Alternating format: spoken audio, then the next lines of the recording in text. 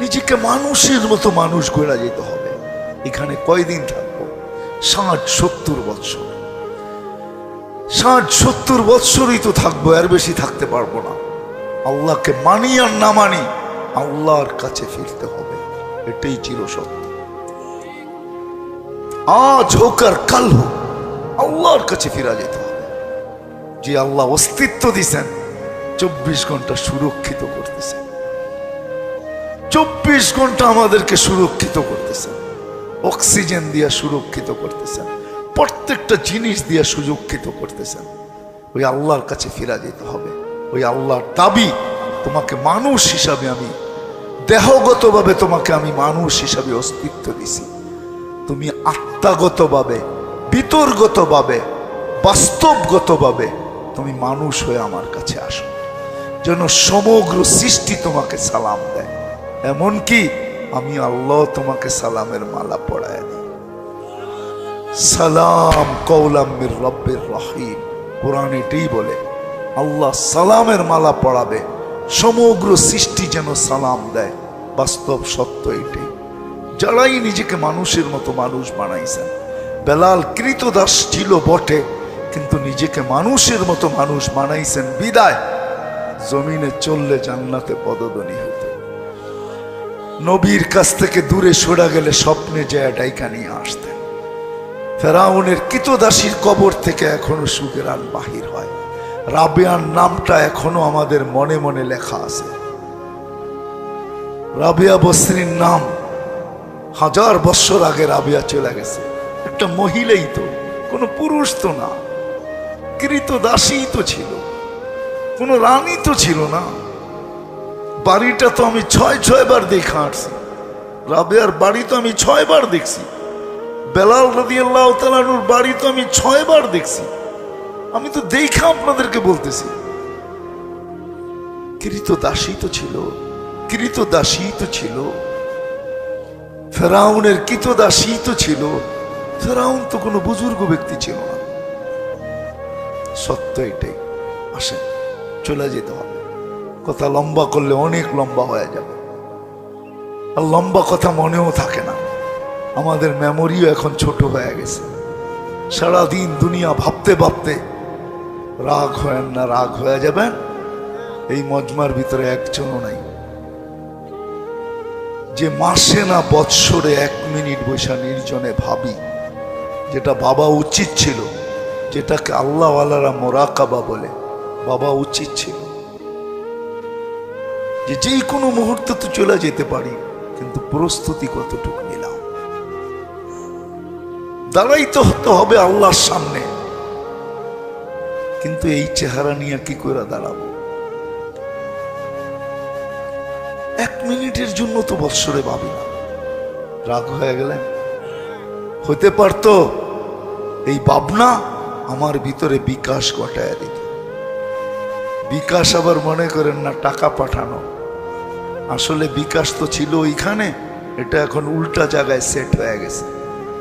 যেমন করোনার আগে আমরা শুনতাম নেগেটিভ ভালো, পজিটিভ খারাপ। করোনা এসে উল্টায় দিছে, কয় নেগেটিভ ভালো, পজিটিভ খারাপ।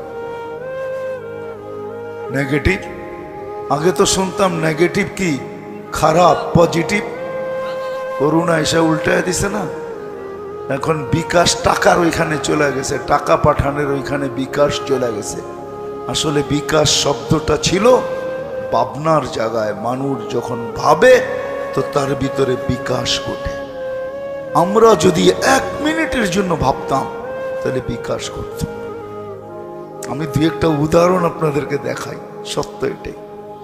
ইব্রাহিম ইবনে আদম রহমতুল্লাহ আলাই, উনি আল্লাহওয়ালা ছিলেন, কিন্তু আগে উনি আল্লাহওয়ালা ছিলেন না, উনি বলখের বাদশাহ ছিলেন। বলখ যেমন আমাদের বিক্রমপুর, বিক্রমপুর কিন্তু মুন্সিগঞ্জের একটা এলাকার নাম। ওইখানে রাজাকে রাজা বীর বিক্রম বলতো, তার নামে বিক্রমপুর। জানেন না? জানেন না? হ্যাঁ, রাজা বীর বিক্রমের নামে হলো বিক্রমপুর। ছোট একটা এলাকা। ইরাকের একটা এলাকার নাম বলখ, ওইখানের বাদশাহ ছিলেন। ইব্রাহিম ইবনে আদহাম রহমতুল্লাহ আলাই গভীর রাত্রে দেখতেছেন ওনার রাজপ্রাসাদের ছাদে জানি কার চলার আওয়াজ। উনি প্রহরীকে পাঠাইছেন, আমার ছাদে কে চলে এই রাত্রে, কি আসলো? তো যে দেখে হ্যাঁ একজন হাঁটতেছে, বলছে তোমাকে রাজামশাই ডাকে। তো নিচে আসছে, তো তুমি ছাদে কি করে গেলে? গেলাম কি করে ওটা তো বিষয় না, কেন গেলাম ওটা জিজ্ঞাসা করে। বলে কেন গেলে? আমার উট হারায় গেছে, আমার উট হারায় গেছে, আমি উট তালাশ করতে আসছি।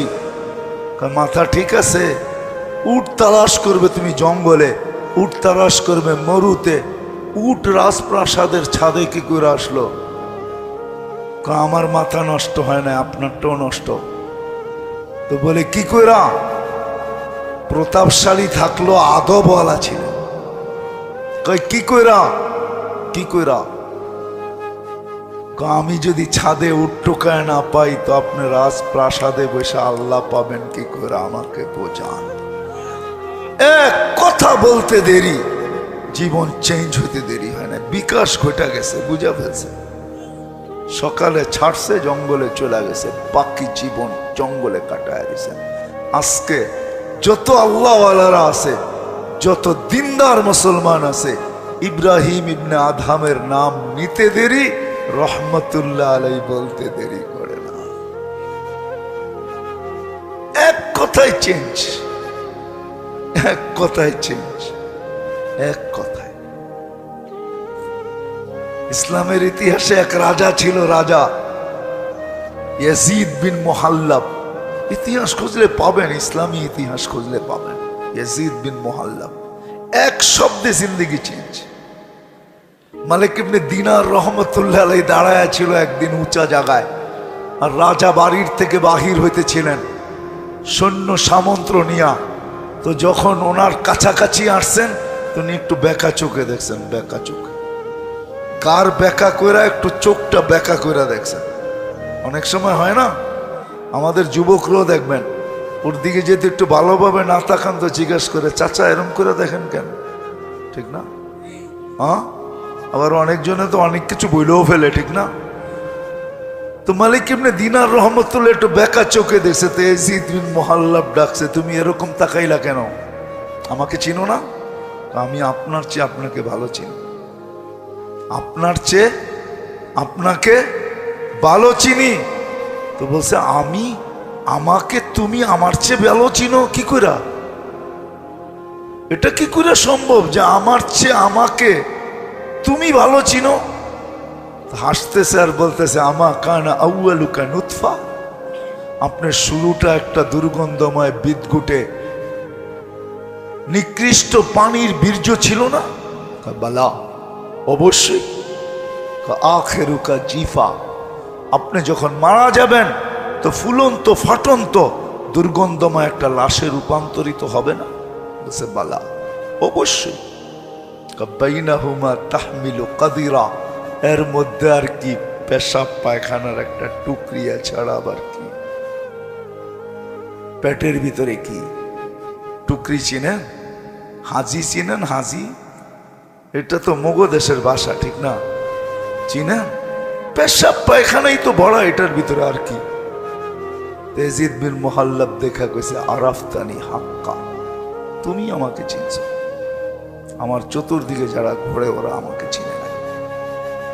এতটুক কথায় জীবন চেঞ্জ, জীবন পরিবর্তন। আজকে ইসলামের ইতিহাসে ইয়াজিদ বিন মুহাল্লাব, হয় হয় বড় সুনামের নাম,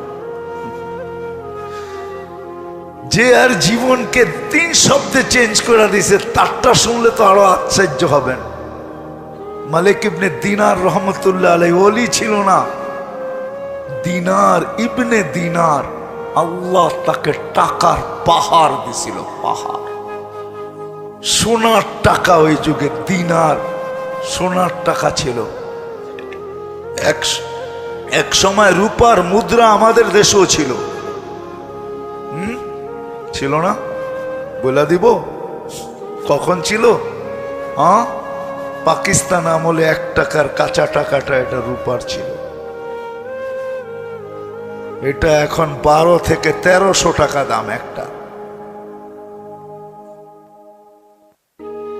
তো ওই যুগে সোনার ছিল, তাকে আল্লাহ টাকার পাহাড় দিছে। একমাত্র মেয়ে ছিল তার, অল্প বয়সে মেয়ে মারা গেছে। স্বপ্নে একদিন মেয়েকে দেখছে, তার জীবন বড় উল্টা পাল্টা ছিল। কাহিনীকে আমি শর্ট করতেছি। মেয়ে বাপকে ধরে বলছে, আব্বা এখনো কি সময় আসে না যে তুমি ইউটার্ন নিবে? বাস এতটুক কথা। কোরআনের একটা আয়াত সূরায় দিছে, যার তর্জমা এটাই হয়, বাবা এখনো কি সময় আসে নাই যে তুমি ইউটার্ন নিবে? উঠছে সব কিছু ছেড়া দিয়া। হায়, আপনি জানেন না ইব্রাহিম ইবনে আদহাম, মালিক ইবনে দিনার একদিনে কয়েক হাজার কৃত দাসীকে সে আজাদ করছে, সব আজাদ। যা সম্পদ আছে তোমাদেরকে বেটা দিয়া দিলাম। শুধু প্রিয় একজন তার ছিল, সে বলছে, মালিক জীবনটা তোর সাথে কেটে গেছে, তুই যার জন্য সবকিছু বিসর্জন দিয়া যাইতেছিস, আমিও তার জন্য তোর সঙ্গী হইতে চাই। একজন মাত্র ছিল তার সাথে।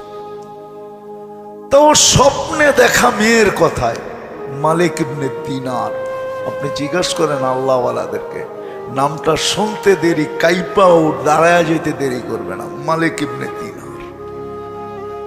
সত্য এটাই, আমরাও চলে যাব।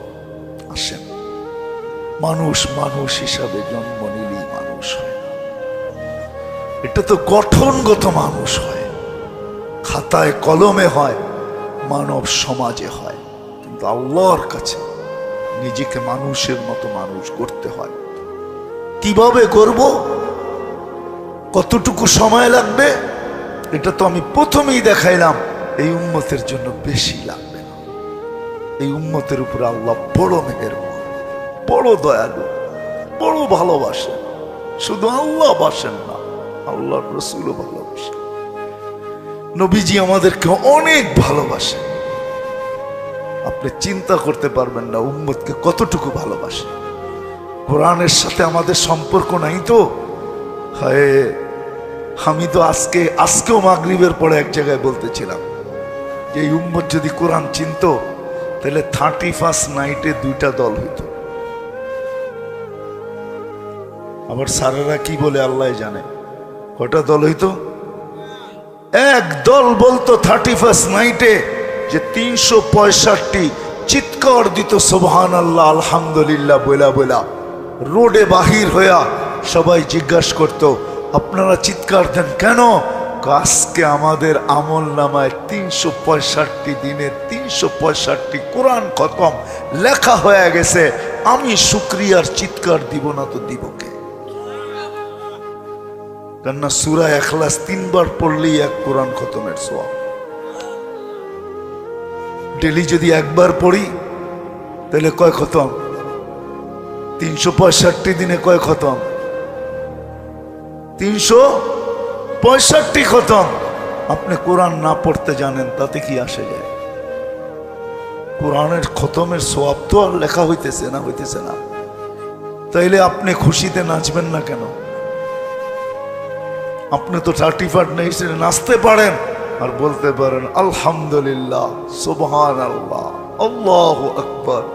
সবাই যদি বলে ছাদে চিৎকার দেশ কেন? আজকে 365 কোরআন খতম কমপ্লিট। আর যার আমল নামায় 365 কোরআন খতমের ছোয়াব থাকে পুরা বয়সে, হায় হায় হায়, সত্যকার কসম, রব্বে কাবার কসম, ওকে তো কোরআন মাথায় কইরা নিয়ে জান্নাতে পৌঁছে দিবে। সর্ব জায়গায় কোরআন ওকে সঙ্গে নিয়ে রাখবে। এটা কি কঠিন? কিন্তু এই মজমায় আমরা কয়জন অভ্যস্ত? রাগ হয়েন না, কয়জন আমরা অভ্যস্ত যে আমি ডেলি এই নিয়তে 3 বার সূরা ইখলাস পড়ি? অভ্যস্ত কয়জন? কেউ না, দুই একজন। এটা কোনো পার্সেন্টেজ হয় না। নিয়াত করেন আজকের থেকে অভ্যাস করব। ওয়াদা?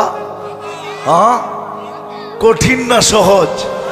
হ্যাঁ হ্যাঁ, নামান 24 ঘন্টার ভিতরে যেই কোনো মুহূর্তে পড়তে পারে। সূরা ইখলাস যখন নাজেল হয় তো গ্রাম্য এক সাহাবী মদিনায় দৌড়াইতেছিলেন আর স্লোগান দিতেছিলেন, নেমার রব রব্বুনা, জয় আমার রবের জয়। সবাই থামায়া বলছে, রবের জয় মানি? ইয়াখুদ কালিল ওয়া ইউতিল জাসিল। দেখো না, একটু আগে একটা সূরা নাজেল হয়েছে, অনেক ছোট, পড়তে দেরি, 10 পারার সওয়াব দিতে আল্লাহ দেরি করে না। তো আল্লাহর নামে স্লোগান দিব না, দিব কার নামে? তো সবাই বলে, তুই বুঝছিলি, আমরা বুঝি নাই। শুনছি তো এক জায়গায় বৈশাই, কিন্তু আমরা এতটুকু বুঝি নাই, এতটুকু ভাবি নাই। তুই গ্রাম্য হইলে কি হবে, তুই বুঝছিস। শোনার পরে আল্লাহর রসুল বলে যে, ঠিক বলছো, এই বুঝছে, তোমরা বোঝো নাই। ইয়াখুদ কালিল, 3 বার পড়তে 3 মিনিটও লাগবে না।